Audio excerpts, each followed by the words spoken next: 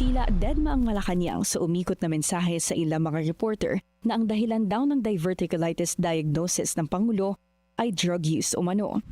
Sa nasabing mensahe, lumalala raw ang sakit ng Pangulo at hindi na raw siya physically fit para mamuno. Pero dahil hindi nagpakilala ang nagbigay nito, kung unknown number yan, di unknown din ang source niyan. So kung unknown ang source niyan, so malamang gumagawa ng kwento yan. So huwag natin masyadong paniwalaan ng mga kumakalat sa social media nang walang hindi verified at walang ibang source. Ilang araw na rin nagtatanong ang media kung ilalabas ba ang medical bulletin ng Pangulo. Pero wala raw nakikitang dahilan ang Malacanang para i-release ito. Ang Pangulo na raw mismo ang nagsabi na hindi seryoso ang kanyang kalagayan. Absent kanina for the third consecutive time si PBBM sa unang presidential engagement niya sa loob lang ng palasyo.